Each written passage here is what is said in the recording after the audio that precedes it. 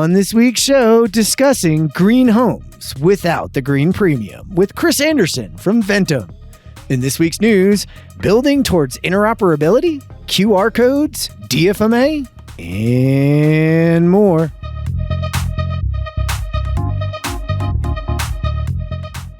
All right. If we're talking DFMA and QR codes, you had to know it was going to be Jonathan Marsh that was sitting down with me. Jonathan, how you doing, buddy? Man, I'm doing awesome. It's fall. It's harvest here in the Erie area, which means all of the fun foods that you've been watching growing all year are now available at good prices. And it's just, fall's awesome. We just started lighting fires in the morning, you know what I mean? Like the fireplace is now running in the morning to warm up the house. So there's a little chill in the air, but it's beautiful up here, Jeff. How you doing? I am fantastic, and I should have posted this. I didn't post it, but we did get snow, and I ran to the snow not too long ago. So you guys have growing season. We have two seasons. We have biking season and skiing season. We get all of our food from all of you guys. So it's been awesome. I'm excited to have you on. It's been a little bit since I had you on, John. So it's cool to have you back, man. Oh, it's nice to be back. This is such a different show than the Dorks. So it's great to be on. It's great to be on the official ConTech Crew. The official ConTech Crew, the live one. And that's right. We have a guest as always, but I'm really excited about this one. Chris, how are you? Where are you coming to us from today? Hey there, Jeff. Jonathan, good to see you. North Carolina. So as I look out my window, I'm looking at leaves changing colors. Beautiful. Man, so we have leaf peepers here that come up and peep at the leaves and check everything out. But I'm always telling people, I'm like, ours are cool because it's mountains and they go fiery red and yellow. But you guys in North Carolina and on the East Coast, you have a depth of color in the fall that nobody else really has. Oh, yeah. We get all kinds of people coming in to watch it. And the good, the bad, you name it. It's all here at this time of year. You got it. Oh, it is. All right. Well, hey, you guys know how this goes. Before we get into our interview, we got to pause for the cause. For the last 20 plus years, I've been talking about this mind-body connection and working a lot on focusing on things like stress and nutrition and sleep and exercise and how that affects performance and how that affects longevity.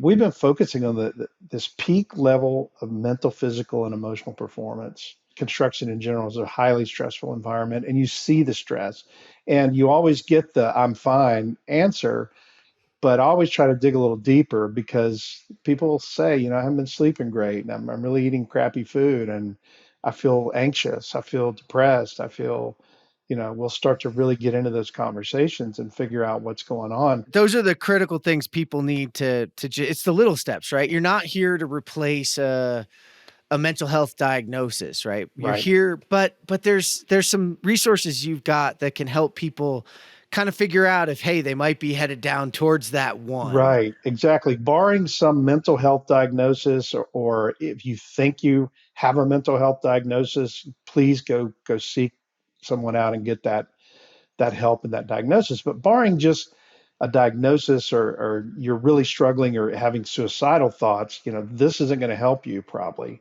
But to check in and see where am I now and how do I keep from going down that rabbit hole, there's some great resources. And if you go to brentdarnell.com/resources, first there's an emotional intelligence and physical symptoms survey test. So we get your emotional profile and we get your physical profile based on physical symptoms, and we can tell how your body's working. And then we can correlate those two. And if you're experiencing burnout, it will show up in probably both of those evaluations. It's free. You just download it and do it.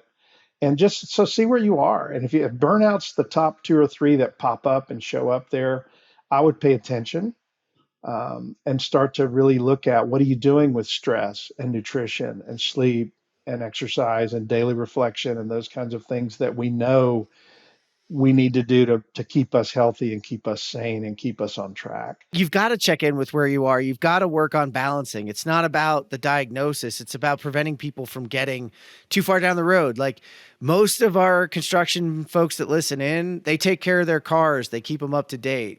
This is no different. You've got to put in the maintenance on the body, on the mind, because you're racing this car around the track, right? We're not going to change that we're a bunch of race cars out there, but we can change that we do the right maintenance, take the right time, and really check in. One more resource in there. It's the Tough Guy Survival Kit. Guy being gender neutral. It's specifically written geared toward more field folks, but there's a really great chapter on stress management and peak performance in there. And it talks about meditation techniques and mindfulness techniques and breathing techniques. Well, those are all great resources. If you didn't hear that before, it's BrentDarnell.com. That's BrentDarnell.com/resources. Check them out. They're there for free. Brent, thanks for joining us on this Pause for the Cause. All right. Check us out on YouTube. Make sure you smash that subscribe button. That's right. I know what the cool kids say these days. I could try some of the things that they say, but I would just butcher it. So do me a favor. Go to youtube.com /at the ConTech Crew. Hit the subscribe button. At the ConTech Crew, we focus on technology that solves industry problems. And we've always believed in our sponsors. So much so that I went to work for one of them. So today, I want to talk to you about Join. Every construction project is a unique prototype. And it's actually shaped by thousands of decisions that impact the owner's business case, design, and the budget. Today, the communication driving these decisions is disjointed across all the stakeholders. Work happens in email, Excel, estimating, resulting in delays, waiting for decisions, waiting for access to information, and sometimes that information is outdated and incomplete. Managing the expectations of the team and keeping the project moving forward is a constant challenge, and a lot of times drives skepticism amongst the contributors. Join empowers general contractors to build with confidence and maximize the potential of every project by connecting these owners through new workflows that fit into your existing processes. We bring design teams and trade partners into a single platform. There's transparency and collaboration in the decision-making, which builds trusts and sets projects up for success. You might be asking yourself, do you need another tool? Well, let me tell you, Join fits in seamlessly with your processes and your other tools. In fact, we're here to help those other tools. Regardless of your estimating system or your project management process, Join will be a valuable added resource without disrupting those other systems and your teams. Check out Join, the collaborative project delivery platform for the built environment. Learn more at join.build. All right, and we're back for our interview. Now we have Chris Anderson today, the CEO of Vantem. Chris, explain a little bit about, I'm really excited to have you on because there's been so much innovation going on, but we haven't had a chance here at the Crew really to have anybody like you on the show. So before we get all the way into what Vantem is, et cetera, give us a little bit of your background and how you got here, and let's have a fantastic talk. Well, I guess, my story really starts in South America. I grew up in Bolivia, and my parents were in the Peace Corps. They went down kind of in the early 60s, and they never came back. They're still there, actually. So we, when I was a kid, we grew up in the Amazon rainforest. So got to see a lot of amazing stuff, and a lot of stuff that even then, started to impact me. And part of it was just the impact of humans on that environment. And it's something that kind of rolled forward into the rest of my career, my life. Kind of started after college, started a company doing sustainably harvested wood products, mostly construction products, things like windows, doors, flooring, all that kind of stuff. Trying to give that forest value was the idea, was the thesis, so that it had a bigger value, a higher value than being cut down for cattle farming and all the kind of stuff that we all hear about and see, And that led indirectly to where we are today with Vantem, because we were shipping these products all over the world and getting to go to see construction sites and construction methods. And, one of the things that really stood out was we had these really nice factories with, CNC equipment and making doors and windows to 1,000th of an inch tolerance. And then you'd go to the job site and a bunch of guys with hammers and hand saws and picking up our window, trying to cram it into an opening that was 5 inches off. So there has to be a better way of doing this. And that was really kind of the spark, which evolved into, an aspiration to figure out a way to build better homes, build homes in a way that they would be more affordable, so lower cost. And by the time we came around to this, it was really evident that CO2 emissions and climate change was really a challenge, and that construction played an important part. So we wanted to make a system and design a system that would be extremely energy efficient so as we built more affordable houses for people, that wouldn't actually add to the global problem, right? So that was really our goal and kind of the impetus behind what we created. So today, first of all, it's awesome to see somebody who goes through the process. We always talk about in technology, right? Start with a problem, right? So you firsthand were seeing the problem, where you were born, where you were growing up, and that led you down a path. So I love that still at the core of what you're doing is let's be honest, a real problem and a growing problem. Everybody experiences it day in and day out. And so, but also two problems, right? We have the sustainability, the carbon problem, but then we also have a housing issue, right? We have a major housing crisis. Every time I turn around, every show I'm at, somebody's quoting another, thousands and millions of homes we need in the short period of time and how fast we're falling behind. I'm going to speak in Toronto. By the time this is out, I will have spoken in Toronto, and a person that saw me going there said, "Hey, look at this. These 10 provinces said we need 60,000 homes in just these 10 provinces. And This is how we're going to do this." So huge set of issues. So today, what's Vantem really doing? What's the premise of what you're after right now, and where the company is? Our goal is to do affordable, energy efficient homes. So as you said in the introduction, to do green homes without that green premium. I mean, most products that are developed in the green space, unfortunately, they cost more than the products they're replacing. That's not acceptable. I mean, for something to be truly globally applicable and make and be implemented worldwide, it's got to be competitive cost wise. So that's what we're doing. And the way that we're doing it is we developed this really cool panel that replaces just about everything in the traditional structure of building a home or other kinds of structures, right? So this panel is a sandwich panel at the end of the day. It's a structural insulated panel, if you want to get kind of wonky, right? And it's made with an innovative proprietary ceramic facing on both sides, right? So and then that is in between that is sandwiched an insulation layer, a rigid insulation layer. So when you put these three things together, you end up with a really, really structural panel that we use to build walls, floors, and roofs. And then we translate that into off-site construction. So meaning we build homes in a factory. And that panel lets us do a lot of cool things. It's, we reduce costs because it's simpler, right? You don't have as many steps. If you can imagine, all the different wood pieces and insulation pieces and siding and drywall and all this stuff that goes into traditional, homes that we're used to seeing. I mean, that's a lot of complexity, and that complexity is costly.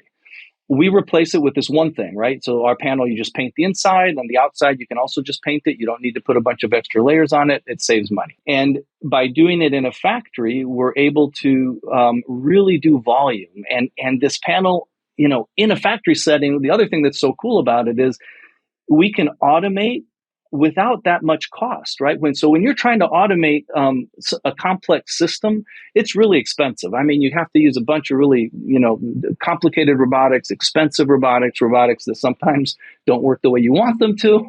And so what we're able to do is replace all that complexity with really simple automation. And end up with a bigger impact in terms of volume. So, that's how we get to the affordability part of this. The insulation, to what I said earlier, it's this core that we have. It's uninterrupted. So, in a traditional house that you would build, You've got studs, maybe, every 16 or 24 inches, right? These wood studs that are interrupting the insulation layer. We don't have that. We have an insulation layer all around the envelope of the home that's not broken. So it ends up being kind of like a beer cooler, right? It's insulation all around. It's really, really effective. And that means that we have homes that lose 70 to 90% less energy than a traditional home, right? And so at the end of the day, that not only costs the homeowner less, they have a lower light bill. It reduces CO2 emissions tremendously, right? Because that energy, for the most part, is today still being generated with fossil fuels in one way or another in most of the world. And that energy reduction is really the main impact that most of us have in owning a home. It's not really the building of the home. It's the operating of the home over the 30, 40, 50 years that home's going to be around. So there's your long-winded answer to your short question. No, I mean, I'm going to let Jonathan jump in a second here because he's going to go all over the DFMA part and the technology part of it and those kinds of parts of it. But you hit a number of things that I wanted people to really understand is that, the cost. So consistently in construction, we talk about 20% of the cost is constructing and 80% is operating. We're usually talking about that when it comes to the larger facilities, but honestly, it's not that cost impact when you're buying and building a home. You don't really experience it that way, but you're lowering energy costs and you're realizing that the carbon emissions that go into what it takes to heat and cool. I mean, we were talking about this off air, like air conditioning is consistently becoming a problem. You can talk about the carbon impact, cost impact. Let's just talk costs for a second. I'm on boards with my friends here in the Valley where I live, and the cost of natural gas and other things are going up, and people are talking about the doubling of price of heating, and people talking about, like Jonathan, firing up their wood stoves, etc. So there's a number of impacts to a person, especially when you talk about affordable and green. Those two don't go together.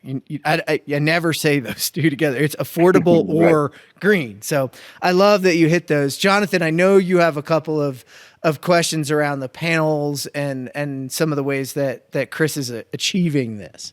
Absolutely. And I said before the show and when Chris came on, I've actually been kind of halfway following him for quite a while because he's trying to solve a problem that I think so many people have failed at, and he's been successful, like steadily successful at solving this problem.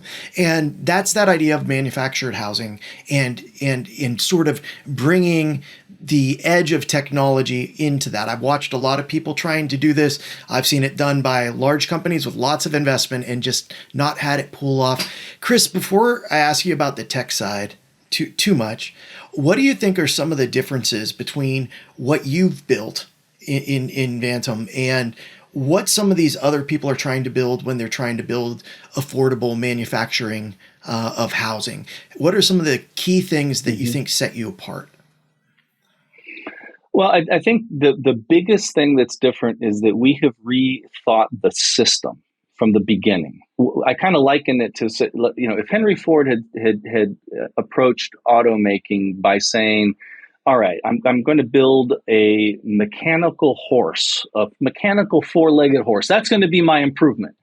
We wouldn't be sitting around here talking about him, right? I mean, he rethought the system from the beginning. It's okay. Now you got a car, it's got wheels, it doesn't have legs, and we're going to put it down this assembly line so that we can get the cost down.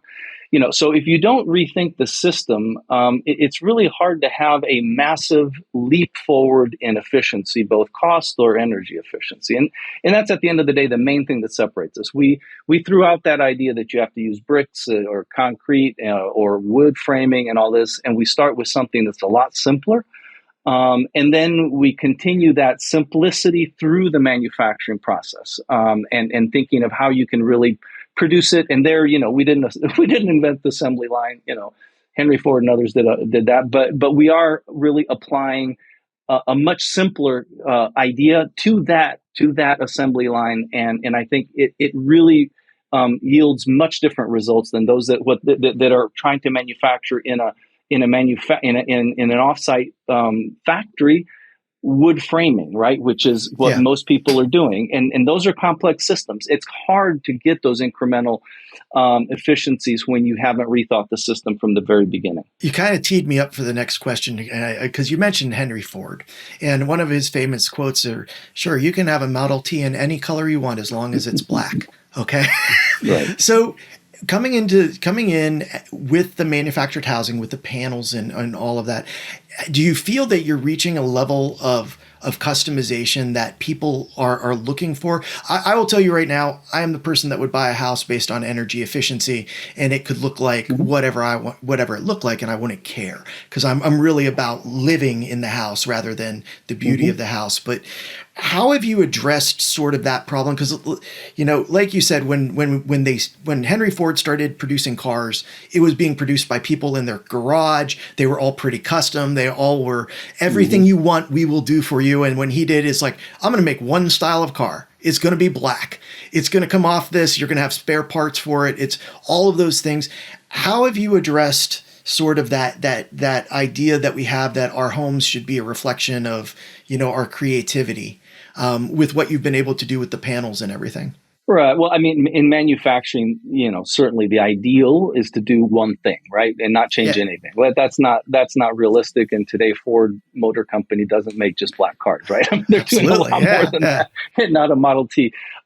So the way that we address it is we have different types of factory configurations. So today we have a wonderful company that we bought actually, and are in the process of transforming into the Vantem system totally, Affinity. In southern Georgia. Affinity's specialty is one-off houses. I mean, every single house that is on that line today is different from the next one to it. And that is absolutely possible. And by using the Vantem system, that one-off production is more efficient still than doing a one-off house on site. Now, we have other factory configurations that are in fact really set up to do much higher volume. I mean, that's where we're running things like multifamily houses, right? Multifamily structures, where you do have the repetition that you would like to see in a high production environment. So I think the philosophy, you can apply it to both, and you need to be able to know what your market is so that you can dial in properly. So in terms of the technology, so you're bringing this technology to some other companies, like you said with your example. What is at the core of that technology? Is it the design principles that bring it back to a more simplified understanding of how buildings are made, or is it actually the manufacturing line, the process that you're taking those materials through? We don't really have a lot of design restrictions, right? So we are doing, for the most part, we do what the market is asking, what our partners, developers, builders are looking for. Now, what is different in the design process, I mean, we use Revit, we do BIM modeling, and because our system is simpler, it's panel, it's easier to do the design in those systems. Anyone that's familiar with drawing in them will recognize immediately, hey, it's a whole lot easier and faster and efficient and less costly to design homes and structures when you have a big building blocks, big Lego blocks, similar, to what we do. Now, but the biggest efficiency is on the production line. I mean, we do not need to spend tens of millions of dollars in automation to achieve high output. We have very simple automation. It's usually about 10% of the investment that you would see with people that are trying to automate wood framing is what our investment is to do the same output. So that capital light business model is really important when you're doing affordability, right? You can't have huge investments that you're amortizing, into the cost of the product and expect your product to be inexpensive. So from the very beginning, one of our important goals was to be capital light, so that when we're building these things, the capital cost that's rolled into the home isn't high. And that's really the crux in the manufacturing side of what's allowing us to be, to be more effective and more affordable. And that's leading you to how you're going to grow in the US, right? So you have more than one idea on how you're going to grow. So you talk a little bit about sort of the plans for growth, the plans for expansion, because if you guys haven't checked this out by now, pull up Vantem's website, because while Jonathan was even saying that, I was about to send him a picture of like the single family housing on there and how different it is. When I look at it, I'm not thinking about the old Sears catalog example we used to say where you could order it and it's just like, okay, that's what you're going to get. So if you haven't checked it out, but how are you going to scale this across the US and across, I mean, it looks like you're in quite a few countries at the moment, but you're looking for growth here. What's sort of the plans for that growth? We started the company in a way in South America. We've always been an American company, but we started our first production, our first homes and everything in South America kind of because of my link there, and proved the system out. And we continue to be quite active, have built we built about 3 million square feet of homes and schools and things like that down there. Last year, we began a rollout in the U.S., and we're going to continue this rollout internationally. But right now, very focused on the U.S., and that rollout has two prongs to it. What we're doing on the one hand is building new Vantem factories in key markets, and we're also acquiring existing modular manufacturers and converting those factories into the Vantem system. So the example that I mentioned earlier, Affinity Building Systems in Georgia, is an acquisition we made earlier this year. And we've got a couple more acquisitions that are in the hopper right now, and several more greenfield plants. We're right now very focused on the southeast of the United States, but we'll be moving, after consolidating there, we'll move on to some of the other areas in the U.S. and back to our international rollout. You kind of going back to something you were saying, Jeff. There's a housing crisis, a need for affordable housing in the United States. Well, there's also, that need is as big or bigger when we look internationally. And the other thing is that the impact from a CO2 side is even greater when we look internationally. Right. Mm-hmm. So in the U.S., we build pretty good homes. Vantem, I think, is building a better home, but a stick frame home that's got good insulation is a pretty good home. Internationally, most homes are built with solid concrete or solid, cinder block, no insulation, zero. Truly, most places have no insulation at all.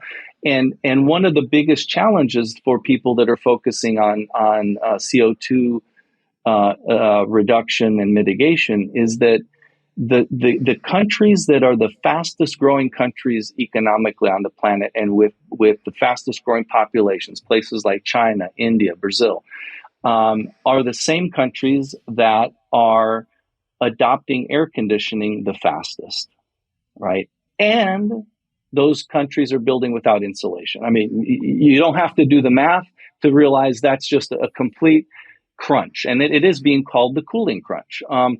So when you see this, the projection of what that means, if we do not deal with that issue, the increase of air conditioning use in these countries because of the way things are being built will completely nullify all of the gains that we could possibly have with moving all electrical cars all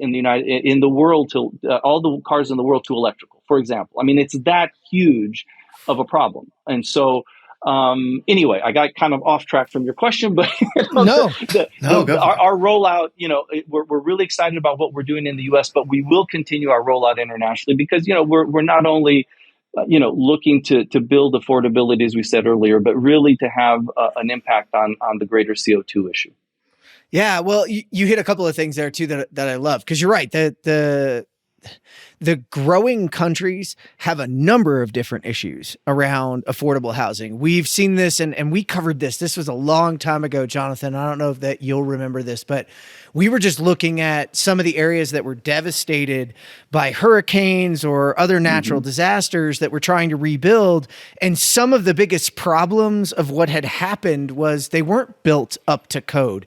They didn't have brick and block to use. They were using really poorly engineered whatever they could find. And that was putting the population at risk. That was doing a number of different things. So, and it's because a lot of those things weren't affordable. So now you're talking about not only can you apply this, and the global housing crisis is a lot bigger than just the housing crisis in the United States and Canada and other places. It's huge. And but it's also a huge opportunity, right? Because in India, China, and Brazil, where they're growing that quickly, if we can introduce a sustainable alternative that's more affordable, right? They're using those things because they're available and affordable. Right. Right. So now things like Vantem are an opportunity to provide a different tool that's affordable, scalable, and it sounds like easier to design and meet need, and probably meets a higher code standard. Oh, for sure. So, one of the things that we're really proud of is that Bill Gates's fund, Breakthrough Energy, invested in our company last year, and the reason they did, the fund is aiming to make really big impacts in CO2 reduction. So they're investing in companies where they believe they can have a really big impact.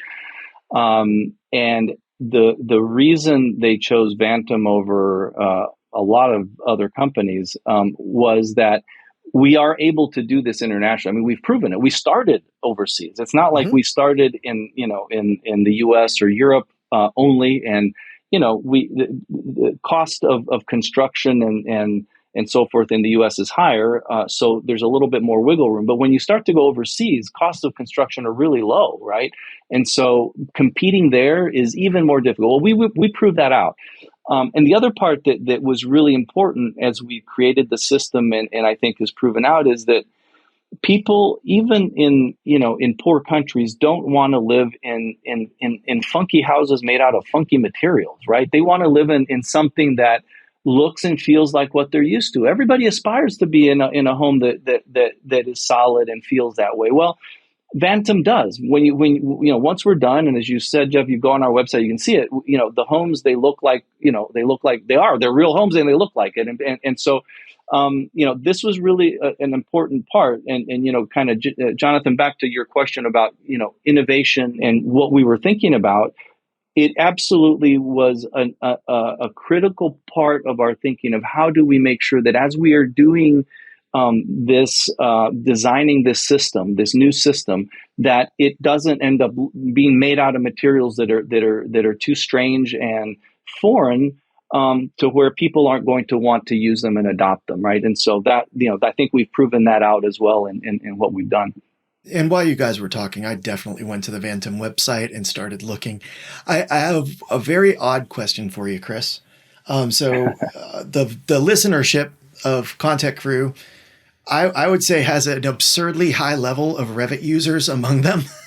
And is the Vantem system something that designers, architects, local people can start to play with in the digital environment, or do you keep that for sort of internal use at this point? It's for internal. It's a great question. It's actually something we aspire to. We're not there yet, and it's kind of a medium-term goal, is to open it up and allow people to design their own homes more openly. And we're not there yet, but I think it's something that will be a lot easier to accomplish. But by the time we roll it out, we want it to be absolutely seamless and be able to, be seamless with the manufacturing side. And that's something that we're still working on. And by the way, the homes look beautiful. They really do. These are homes that are far nicer than what I have. You're hitting more than just homes, though. You're hitting a couple different areas. Do you want to go over sort of the scope of what you're targeting in terms of structures in the U.S.? I mean, our focus is actual residential. So we're doing single family homes. We're doing multifamily, be they townhomes or apartments. And we're also beginning to do some senior living. So that's our real tight focus. Internationally and in South America, we've done other things as well, like schools. We did a large university campus. We've done hotels. Kind of going back to your Henry Ford example, we're not saying that we're only doing black, but we are saying we're only doing cars right now. So we're sticking to a reasonable amount of focus. Yeah. Well, I mean, I'm going to jump on you there, Jonathan, because we had this conversation a little bit about some that will not be named getting too grandiose, right? Thinking it's great to have goals and you've got to shoot for things, but you're tightly coupling and staying in your lane as you grow. So it seems like that's kind of part of the process that you're holding yourself accountable to. Is that a good word for it? Absolutely. It's critical. I mean, focus is part of, yes, I think, building a sustainable company. And I'm going to harp on the point I said before, and because this one is lost, I think, particularly, and no general criticism, but just when, in kind of the Silicon Valley model of startups, throwing lots of money at stuff is a business model I don't personally understand. In my view, in my world, if you have a business model that takes less money to build, it takes less money to build new factories. That is a more expandable model, a more sustainable model. And that's what we aspire to. And that's the focus that we have. You've ruined the game of buzzword bingo at home when we bring somebody on like this. Usually I haven't heard disruption yet. He didn't say AI yet. And yeah, there's like sorry guys, but your bingo cards are empty today with Chris. But I think actually that means that we're going to see Vantem around for a lot longer. Jonathan, look like you had a question. Oh no, I was just saying, well, let's add green premium to the bingo card, because I think we're going to hear more of that moving forward. And I've heard it from a lot of concrete suppliers that are not doing what Chris is doing. They're actually doing green at a significant premium. And so it's great to see somebody. I've been watching for probably just the last 4 years. Really. And it's great to see the slow evolution. I really like how you do that. Your answer to the Revit kind of doubles down on your discipline. It's like, yes, we will make it available to you when it's ready, when it's perfect, when it's going to work well for everyone. I think that's wonderful. What was your impetus to look at the United States versus other markets? Was it just the availability, or were there other things that were involved there? Candidly, we needed to grow muscle mass. The truth of the matter is that it is much more difficult to make healthy margins in countries that have low construction costs. We are competitive, but you got to be really, really tight. You've got, so in the United States, frankly, because there hasn't been a ton of innovation in the sector, there's a lot more fat, if you will, in the costs that we compete with, and so we made truly a conscious effort. Let's go into the United States, where the delta, the difference between our cost and what the market costs are is very high, and we are the largest economy in the world by most measures still, and so. The opportunity to really expand greatly and eat into that housing deficit in a meaningful way. We're all part of it, but we're looking to bulk up and hit scale, which in the United States it is the easiest market or the least difficult market to do that in, and that's where why we're really focused here. Then we'll go back and based on that bigger muscle mass, let's say that we'll have that scale that we'll have coming out of this expansion effort, it'll be a lot more sustainable to go back to some of the more difficult markets that we plan to try to make a difference in. I'm going to let you jump back in, but for the listeners, I'm going to do the rewind thing real quick what we normally do. But something that I didn't realize that, now as I've gotten more involved in the international world, some of the other countries still don't experience the labor issues and the cost of labor that we do here in the United States. So when Chris is talking about that, most of you listening know this, but I'm going to say it anyway. You can still throw bodies at it, and it's more cost effective in other countries currently, where thankfully we can't do that here in some respects, because that means we're paying people a livable wage. But also on the flip side, we just don't have the bodies here in the United States to continue to keep up, and we're stretching them thin. So that makes a great opportunity. So I'm putting that in the language that at least I hope I heard that correctly. And then Jonathan, you're on to your next question. Sorry about that. No worries, man. I was just looking, I had a question about, when you originally started your journey, you simplified the wall. All right. And that change in technology enabled a lot of things.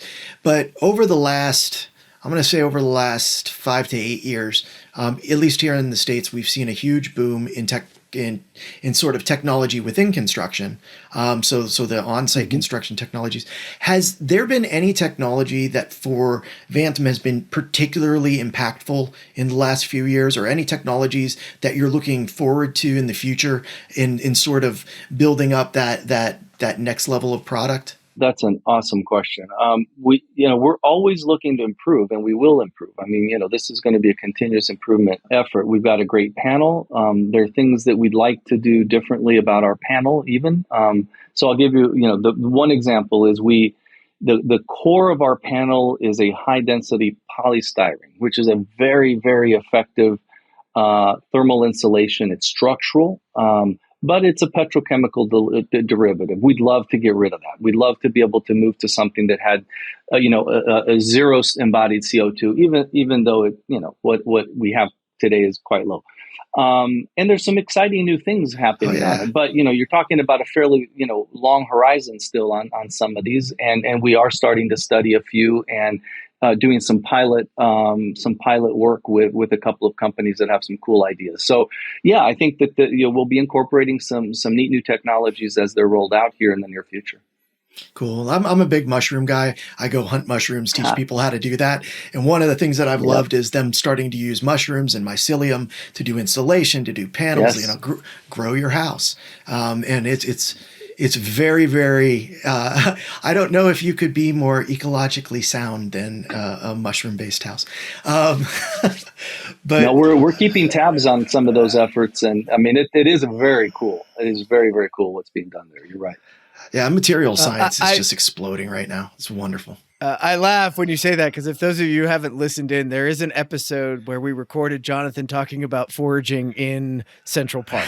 So you can't take Jonathan anywhere, Chris, that he won't find it. And we were all remarking that you can forage in Central Park. Not sure you should. It's all good. But Jonathan can. Jonathan needs to come down. You need to come down to North Carolina and teach me how to up in the Blue Ridge Parkway. I'm sure we can find a lot of great mushrooms. When you said when you said where you grew up, I was just like, that's somewhere that it's like it's a bucket list to get out to one of those areas. Those are different kinds of mushrooms, though, Jonathan. Yes, those are a little different. Yeah, a little different. So, looking at the panels, looking at the housing and what you're trying to accomplish, what do you think people are going to look for from you next? Like what are the people that are buying into the Vantem system?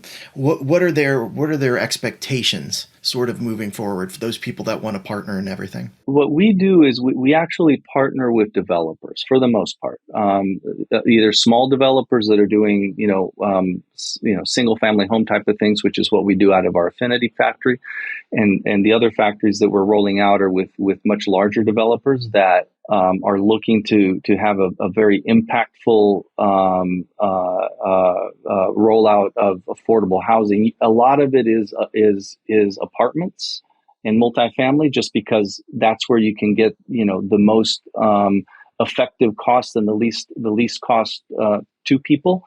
And so we're partnering with developers currently in the Southeast, and what that means is these developers, we commit long term to the production for that for their pipelines, and they commit to us. And that's another way that we're finding an effective cost reduction, because we don't have to then build in a lot of contingencies for the unknowns, and they don't either, right? So one of the things that happens currently in the way that the market is structured is that you have developers, builders, be they on site or not, and subcontractors kind of operating in separate silos.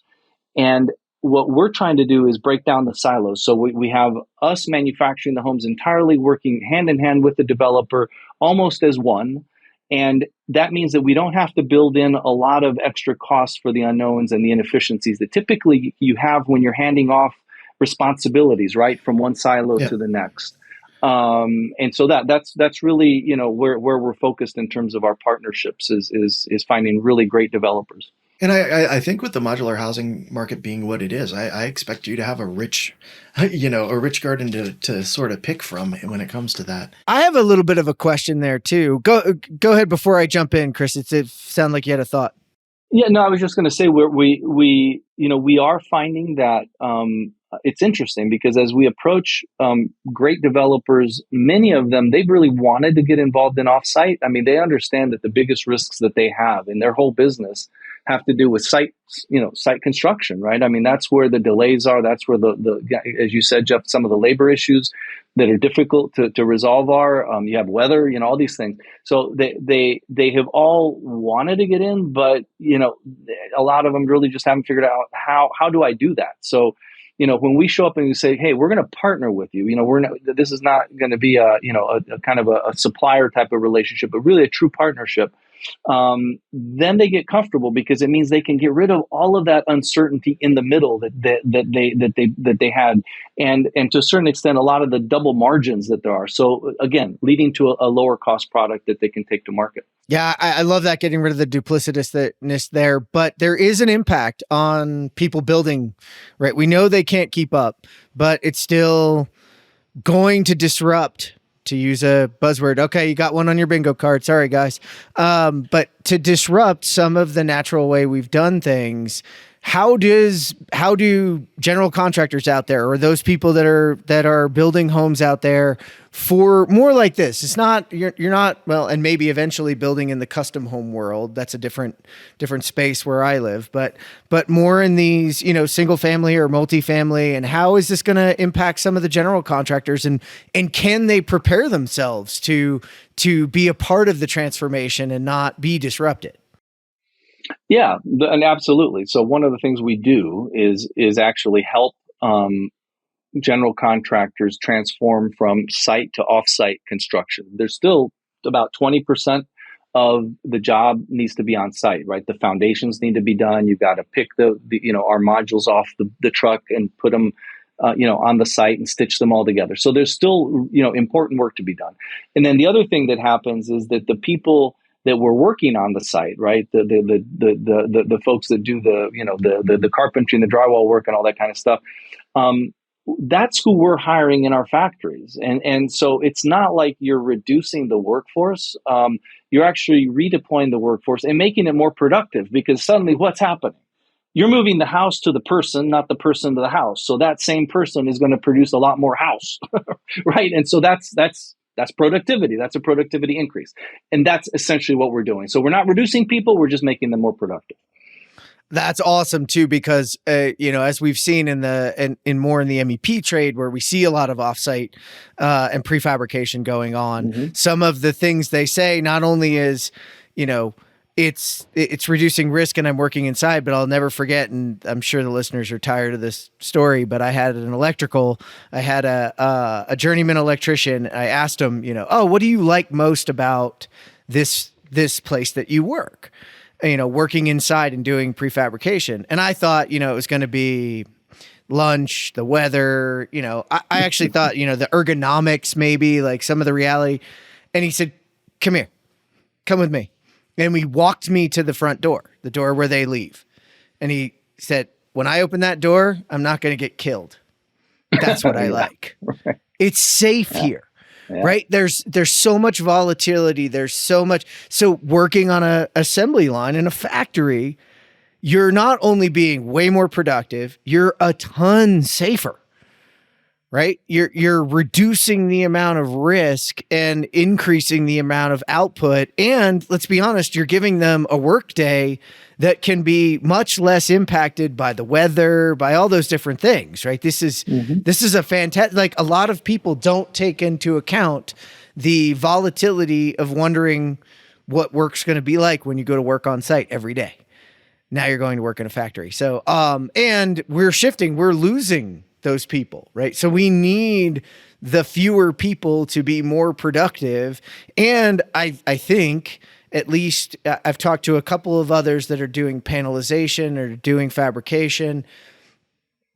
It also diversifies the workforce we can go after, right? It is very difficult to recruit people who have a family situation where they have kids that they have to deal with. They have, very limited schedules. They have to get home and pick people up. Well, now all of a sudden next to your factories, you can have daycare. You can, be consistently out of work when you're supposed to be and be in the pickup line for your children, et cetera. So these are things that increase our shot at people to recruit them into the industry. So I feel like there's a lot going on there. I want to give you your mic drop moment. What are some of your hopes for growing Vantem? And there's always competitors. There's always, people coming with you. What are some of your goals just as an industry for all of us in construction, but also given you had we go all the way back to your beginnings. You founded this because of the problem that you saw. What's your hopes? What's your goals for that future of where you want to take it? I don't see that anybody else that wants to get into this business of offsite manufacturing, modular manufacturing, as a competitor. There is plenty of room, and frankly, I welcome it. I encourage it. And I talk to folks that are in the industry and trying to get into the industry all the time from a helpful standpoint. I want this to happen because the real competition out there for us is the traditional construction, and that's what we want to lessen. And so the more competitors, the better. That's the mic drop. I love it. Rising tide lifts all ships. Jonathan, we're talking about this all the time, right? We go to MCAA, we go to the MEP innovations. Everyone there is trying to teach everybody else how to keep up, because if there's not more people doing it, then Chris and Vantem are going against the old way consistently. And that is a pushing the rock uphill. The more people that are like, no, this is the way, then we can compete with one another. We can make better products. So I think it is your mic drop. So with that, I want to thank you, Chris, for joining us for this part, but you're going to stay along. And I think we've done a good job of making the news a little bit applicable to you. So I think this will be a lot of fun. We'll take you down the road. And with that, we're on to the construction technology news of the week. Jonathan, what do you got for us, buddy? Okay, so I just came back from St. Louis, and I was down there with some electrical people working on process and everything. Ran into a guy named Josh, and he was giving me a ride back to the airport, and I was talking to him about construction tech, and this was on process, so we didn't talk about tech during the workshop. And he goes, "What's a technologist?" And so one of the articles I picked were 7 ways construction technologists can build towards interoperability. And I picked it almost just for Josh. So Josh, this is for you. I know I talked to you about this a bit, because what he realized is, as the head of engineering, he was really becoming a construction technologist. But like so many other construction technologists, he was getting stuck on the solutions that he was bringing into the building.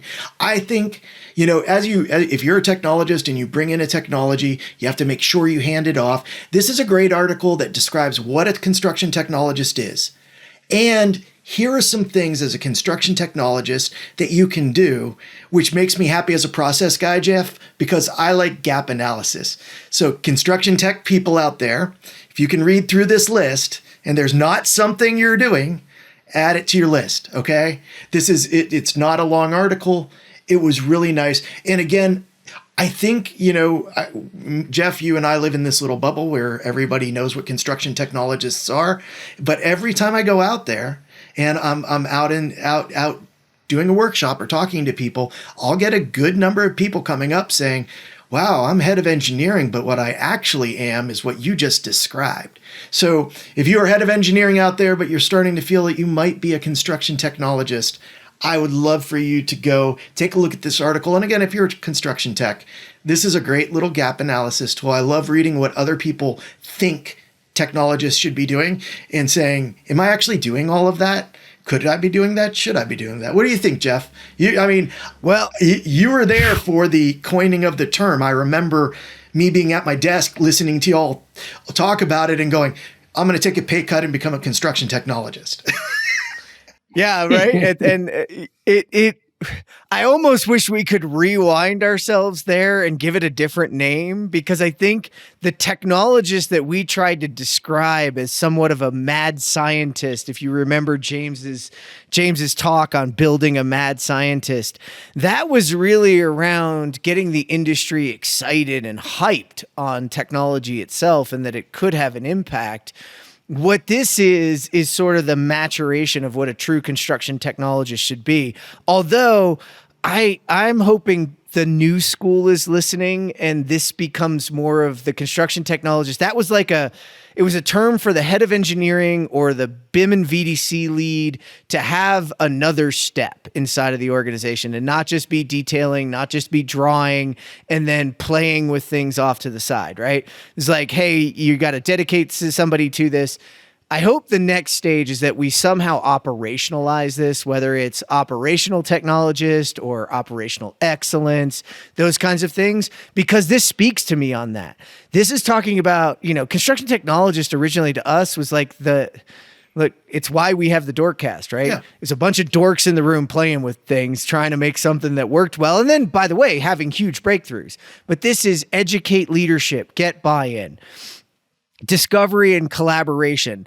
Most of our technologists were a single mad scientist in the room going, give them some money and get out of the way and see what happens. And now it's integrate it with your ERP, integrate it with your CRM. Somewhere in here should have been, it's project management and BIM inventory, but it should have been like, there should be change management in here. And there's, synchronized with your third-party suppliers and build data governance. I don't think ever in the Mad Scientist we ever talked about data governance.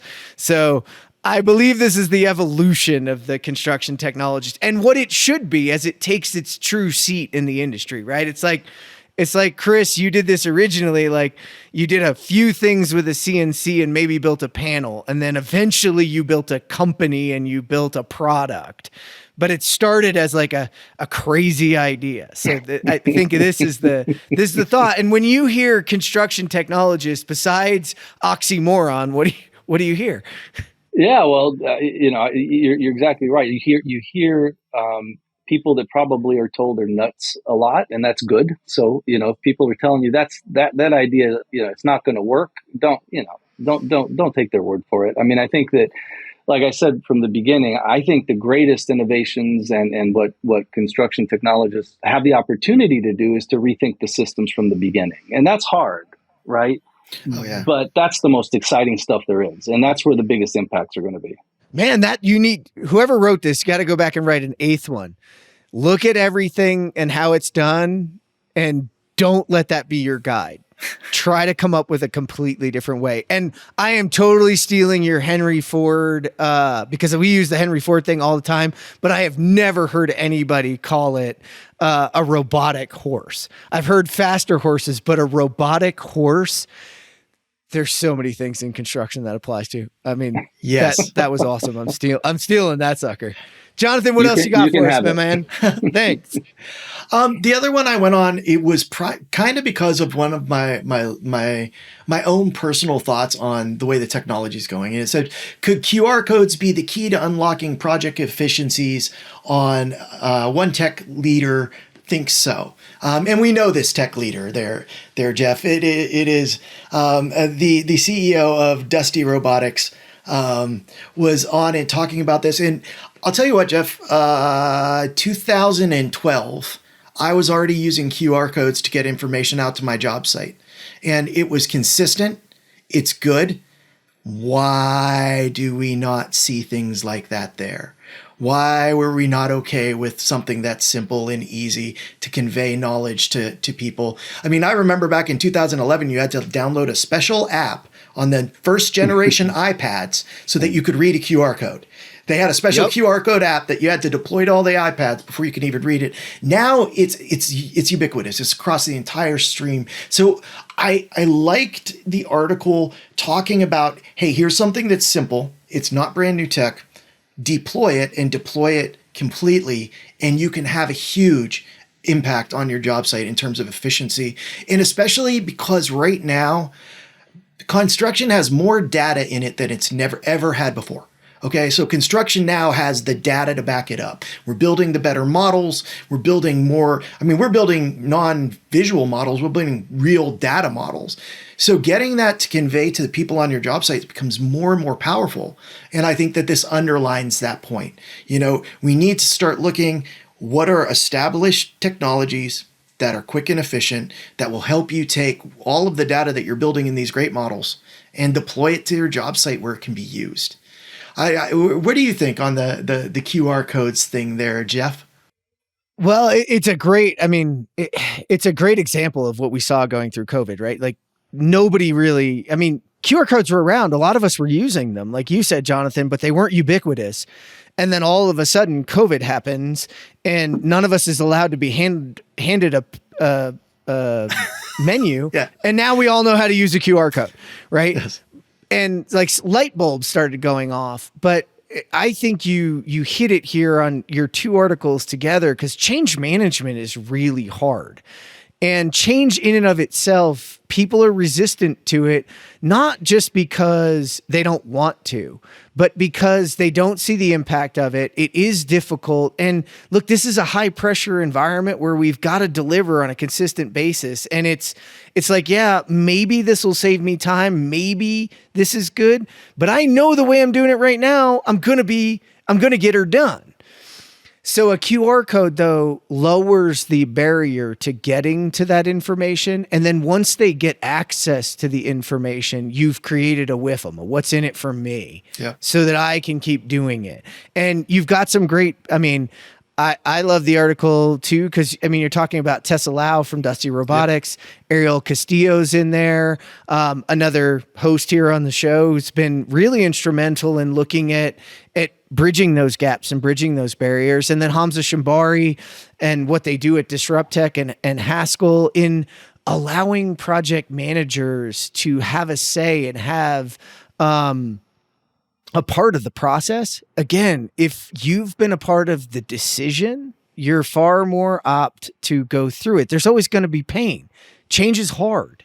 It is. That's the good thing, because then it's worth it. If it was easy, we wouldn't talk. We wouldn't have shows about it. We wouldn't talk about these things. So that's why it's important. And we talk about this and talk about the software world. We talk about a flywheel. A flywheel is a level of adoption that you need, that's required for something to become sticky and then become the way. And QR codes consistently help people who they have a lot to deal with. It'll help them get there. It'll help them connect to it. It'll help them use it. And it's going to boost your adoption levels and really help you move on. And like the final one there for me is you need that data. If eventually you are going to consistently compete with people that are changing the game, you've got to have data. Data. I do think the one thing I was going to say on the last article even is you used to need that mad scientist, construction technologist, but now I feel like, when I do implementation, I always look for the person that's the mad scientist, and then I look for the process-driven, basically operations person. And I join them together because I do think they're slightly different personality types. But I think this is the process-driven person, the operations person going, hold. Don't be a mad scientist. We don't need RFIDs or anything beyond it. We got QR codes. They work. There's not a huge problem with them. Let's scale those out. I would say I'm happy to see that more and more business cards have a little QR code on them now. Because it makes it way easier for me than trying to scan in your card. But I think that also says something about level of adoption. I mean, even what did I see? Super Bowl ads having QR codes. I was like, okay, cool. They're a mature technology now for us. Everybody knows what to do if it's coming up on a Super Bowl, ad. What do you think, Chris? Do you think that the simple is better sometimes? I would imagine. You simplified a wall. Absolutely. Keep it simple, and you don't want, if you're going to be productive, you don't want data breaks, right? As you're moving from digital to analog or digital to paper, that kills you. So yeah, I'm all for it. That's awesome. So I am going to jump us in and I'm going to spin it off a little bit here. And I'm interested in this since Chris is running a large company. So this Americans, I went to fortune.com and everybody knows, I'm a lot about culture. I believe that we spend so much time at our jobs that I don't really believe in the work-life balance. I think there's just a balance that we need to achieve in our lives between what we do, why we do it, and how we do it. Because ultimately, like, you're only here for a certain amount of time. And it's Americans could live an extra 19 years if they pick the right employer. And I mean, to tell you, I was looking at this and, it talks about a person who works at Deloitte and, some of the benefits and some of the things that they give them $1,000 annually from items that can improve their health and wellness. See, what we're starting to see is organizations understand that reinvesting in the overall health and well-being does a number of different things. It increases their productivity. It increases and decreases their healthcare costs, which are a huge cost to companies. And I thought this was interesting, Jonathan. This is the one I wanted to talk about. We always say, oh, every company is a technology company that dabbles in something else. Well, it says here, all companies with employees are healthcare companies. I thought that was, given the focus on mental health and wellness and those things, I thought that was super unique to believe. And for this article to say, hey, to facilitate widespread gains in lifespan and health span, the private sector must move toward a system that celebrates wellness. And, those of you who are on my private texts have been getting my recent ones about we shouldn't have call-in sick days. We should have call-in well days. Like, hey, I'm really well today. I don't think I want work to ruin that. I'm going to go do something else. So I'm just interested, Chris, as you run a large company, understanding the health, the wellness, the investment in those people and how much time they're giving you, some of the ways maybe you look back at them and them as part of your organizational DNA. This is a great topic. I said before that we have two parallel tracks. One, we're building greenfield plants. The other is that we're making acquisitions. And so what's interesting is to see in these acquisitions, we buy them to improve the company, right? And obviously we're improving the company by putting our panel system in there. But the other thing that is having as big of an impact is when we go in and we start putting the Vantem culture into these companies. And a lot of times we find that they're companies that have been, run very top down and the people just aren't important. And, they haven't been respected. They haven't been listened to. And, as we've implemented policies that really are inclusive, and recognize the importance of everybody from the person that's sweeping the floor all the way up to the top management, we get more productivity gain out of that almost than from, I shouldn't be saying this because we're telling some corporate secrets here, right? But we're getting huge productivity gains from that, along with the actual technology that we're implementing. You're not giving away your secrets. You're preaching to the choir, in my opinion, because I've said this so many times before. It's like, if I get up on stage and you have somebody who doesn't believe in what we're doing, I'm really not going to convince them. Yeah. What I'm going to convince is people who can choose by where they're employed and who employs them, where to go. And we'll just let that sort it all out. And you can tell people all day, culture, culture, culture. Trust me, I've seen it on a lot of walls. I've seen a lot of vision statements. I've heard a lot. It doesn't always make it to where you said. And because it's top down, not bottom up, and we don't actually believe it, we're lip servicing it. So, Jonathan, I know you've been on this journey with me. You have to hear me preach about this stuff all the time. So what are your thoughts on, you could live an extra 20 years? Does that mean you just want to work for that company for 20 more years? Or is it a quality of life you're after, buddy? You know what I think is so interesting, as we talked about Ford earlier, and what Ford did in the Industrial Revolution was cool. but it set up Fordism and Taylorism that treated people like robots. All right. And, I'll go into plant and they'll be talking about value added to all of the materials in their plant. And they'll be talking about leaning out all their equipment. And when you talk to them about value added to the people that are working the plant and leaning out their lives so that they're living like these much healthier, better lives, it sometimes hits them sideways. And I think really we're in the middle of an industrial revolution in construction.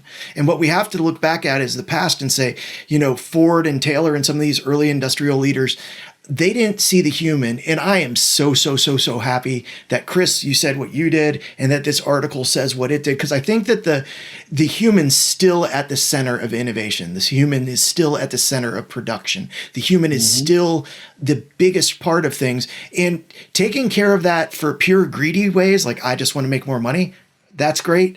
But also realizing that we're extending life, we're extending experience. We have a bunch of people in construction that are going to retire because they've broken their bodies. And we're complaining. We're like, oh my gosh, we're going to lose all their knowledge because we broke their bodies, So I'm 1,000,000% behind this. I do talk about it a lot. I talk about making sure, as you're cutting down the steps between two pieces of equipment, those aren't the two steps that someone needed to get their breath back. We were out at the Fab convention for MCAA. Ryan's out there talking about his welders. He says, they're never going to go faster than they're going now. I have them optimized. So all I can do is change their environment, make their life better, make them here longer, make them have less sick days, make them enjoy coming here because people that are enjoying things go faster and go home happy. It's just, I think we've really hit the point where we need to take a concerted effort and look at the health of employees as part of our business strategy, as part of our lean strategies. I love it. I like, half the reason I think DFMA is important is because it gets people into a safer environment and it gives us a little bit kinder environment for them to live in. Yeah, I'm excited that you went there because I'm going to bring my next article to there. But I also, we've been sitting here and we were joking ahead of time that I have my 2 bottles of recovery stuff that I'm working on, and I've always thought of the construction worker as an athlete and a physical. We beat them up, right? But it's not like I'm not out there training and doing what I'm doing. But I've spent a bunch of time working on the science of rebuilding my body and making sure I am hydrated and doing those things. And I think the construction companies and fab shops and places like that can look at that and invest in those kinds of things and really treat them like that athlete, treat them like that high performance person that they are, but also realize that it's part of your mental, right? You've got to focus on mental health and wellness. You've got to take a break. You've got to hydrate. You've got to, treat those bodies right. Look at stretch and flex. Yep. Like we used to laugh, but we do it now and it's like commonplace. Oh yeah. And there's so much of those kinds of things that we can incorporate in what we do and how we do it to increase the longevity, but also, in all honesty, like quality of life, man. I'm not here to remember how many paychecks I got. That's just not why I'm here. Man. I'm here to, and especially in this built world, they're here to look at the things that they've built and to leave a legacy behind with that. And so we have an opportunity there to do something different. Yeah, man. And now's the time, and we have a limited number of resources. Like our environment, we should treat our trades, we should treat the crafts people of our industry with more care. So we could learn from. It's not just a technology thing, right? It's not just for Google to have a chef. I can't wait till I go to the first fab shop that has like a chef on site and a nutritionist and a yogi and somebody who does massage therapy, like a chiropractor right there, something like that. Some modern health. Man, the difference between breaking down your body with stress and building muscle and being anti-fragile, not being sustainable, but being anti-fragile, is that recovery period. You talk to anybody that's not putting putting on muscle that's doing the stress, your recovery period's messed up, man. You're not feeding yourself right. You're not resting enough, not getting enough sleep. And, I mean, I'm not making an argument that we could be so organized as to make people actually get stronger and more anti-fragile on a job site every day. But like we could, and we can get a lot closer. Mm-hmm. So I mean, I love that people are looking at it. I like the focus. I hope that people are putting their money where their mouth is in those areas. Well, I mean, I think that's what's cool about construction. And Chris, you can understand this, given that you're talking about bringing the labor from the field into the factory. The future companies that will grow, that will recruit those people, are going to be doing those things, right? That's going to be it's not just going to be your culture, but it's going to be all those things that you offer to that future workforce that they're going to want to come to work for you. And that's going to be the folks that, that's the experience they want to have. Yeah. I mean, a lot of people complain, a lot of companies complain that it's hard to find good or great workers. I think the reality is that what's scarce are good or great places to work. Yes. And good and great places that have the right environment. I think when you look around, those companies that have that environment, they're not having intense problems attracting talent. Yeah, that is very, very, very true. If you consistently lose your top performers and you're consistently struggling to get new ones, I think you might have a culture problem. You might want to take a look. Yes. I'm just saying, maybe. That's a key KPI that you should be measuring. Yeah. Yes, a key KPI. All right. Well, we will take us into the last one. And I almost had two of his articles today. So this is Robert Iona. We've had Rob on before, executive principal at Siska Hennessy Group. He wrote an article that got a couple of things from me, but it's a building case for DFMA with Legos. So for those of you that were at MEP Innovations last year, you saw Charlie Dunn do his famous Legos and numbers and lean and tact, and really using Legos as an analogy and a sort of a learning tool to show people how to get from where we are in the stick-built world to a true design for manufacturing and assembly. And what Rob did in the article that I thought was interesting was break down some of the barriers and some of the problems. And they do a number of things where he went office to office, and they did sort of some of these contests with Legos, and they set up some different things, Jonathan, that I thought were interesting here in the article. Is they were giving their employees these different things to build and compete with one another, and they did things like provide them with black and white plans. So the Legos are colored. We all know that. Half of us, like I follow the instructions. I know people who don't, but I follow the instructions. The first things my kids and I do together is separate them all out by color, size, and what they are, so that when we're following, Dad can be the assembly line and go find the things, and they can put them together. And it talked to just a little bit about how just a few of those steps and a few of those things created struggles, which created backfall, which really showed some of the problems. And it's interesting because it was an original LinkedIn post, and my good friend Amy Marks put in there like, hey, I think more people are doing this than you think. And my thought is actually, it's one of those weird things. It depends on your view, right? Jonathan, you and I had this in the beginning. You were like, everybody's using technology. I don't know what you're talking about.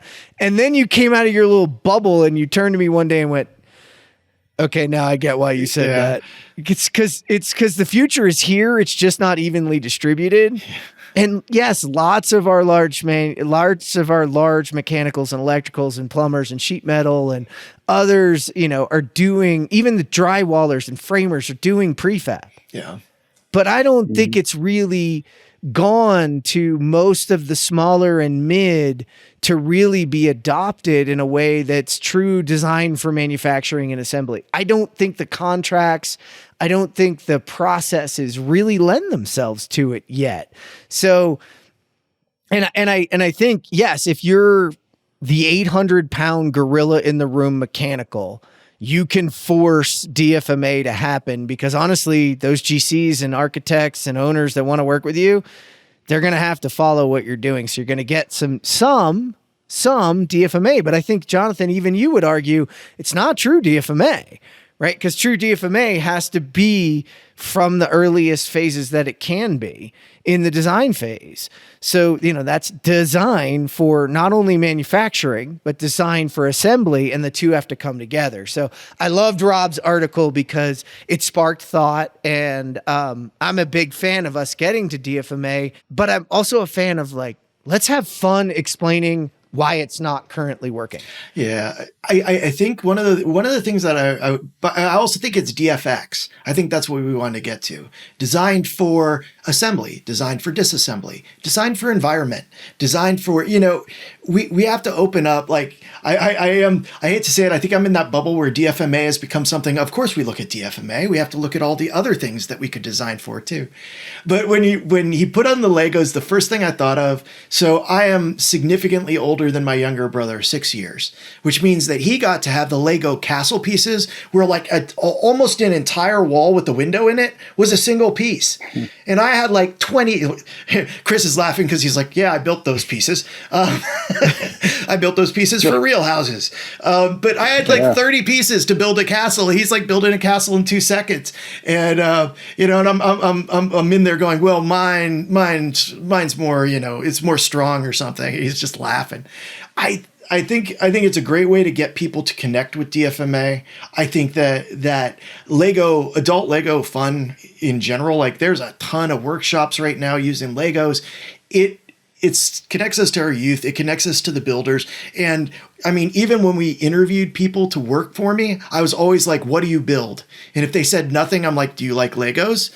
And if they're like, no, I'm like, maybe you're in the wrong field. Maybe you should be with, not that you should, not you're necessarily in a wrong field, but it's a big red flag for me that you don't like building things and don't like Legos if you're in construction. That would be a giant red flag that perhaps either you had a really abusive parents that did not get you Legos but really I think it's a great way to connect people with DFMA. And I do think you need to connect the people with the technology before you can even take your next step. I mean, that triangle is pretty standard. It's process, technology, and people, and the success is where that overlaps. It's not those individual pieces. So I love what he did there. I was kind of reading through the article as you were talking, Jeff. But we do have Chris, and he's the master builder. He literally made bigger Legos for everybody. And he did Yeah, that's what I was going to say, Chris. I mean, I was a huge Lego fan as a little kid. I'm not sure that wasn't lodged in the back of my brain when we developed this whole thing, right? Because that's pretty much kind of what we ended up doing. But design for manufacturing, offsite. That's to a great extent that's what you're forced to do, and that's where you're finding a lot of those efficiencies, right? Because you really are having to do that across the all the different silos from the beginning, and absolutely it makes a huge difference. It has to be part of the process. It does have to be part of the process. And here's the thing, I'm the guy that is enthralled with Legos, but I was horrible at them. And I got better and better, and I always needed the instructions piece for piece, and I always put one piece in the wrong way and had to go back. But what was funny was I've been just enamored with the industry when I got here 10 years ago. And Chris, so my background's not a builder. I can't build anything, right? If I built a table, they condemn it and they show up and you can't put anything on it. And so I was like, oh my gosh, the people who build this world are so incredible. And I don't know how you even do it. And the Lego examples of the chaos that is today to where it can be in the future through lean process and tact and planning and designing. And I was like, wow, I could then be a part of it because my simple mind just doesn't work that way. I can't do it. So that's where I think DFMA, I think is why I gravitated towards it, because it makes it applicable to someone like me. I can look at what you guys are doing now and go, oh, okay, I get it. I know how this goes together. Okay, cool. This is accessible to me. So, but yeah, you don't ever want me building everything. That's where we laugh. People give me tools. People in my life find out I'm in the built world and the built environment, and they're like, to do what?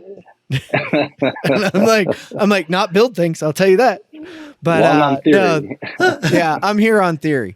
So that's our show, man. Thanks so much, guys. This has been so much fun.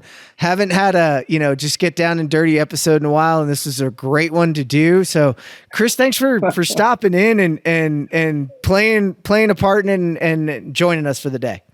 Thank you so much for having me. This has been a ton of fun, and really appreciate the interest in what we're doing. Well, we'll be looking forward to it. At some point, Jonathan and I'll be traveling around, and maybe we'll get a chance to tour one of those factories too. I haven't done that in a long time. Let us know anytime. We'd love to have you. That'd be great. That'd be awesome. Jonathan, buddy, thank you for sitting down today, taking the time out of your day. It's always a pleasure to have you on the show. Man, this always gets me so much more excited than the rest of my days, Jeff. So it's great to be here. Thank you for tuning in today to geek out for our interview with Chris Anderson. To read all our news stories, learn more about our guests, and to listen to the show, visit thecontechcrew.com. This is the ConTech Crew signing out. Until next time, enjoy the ride and geek out.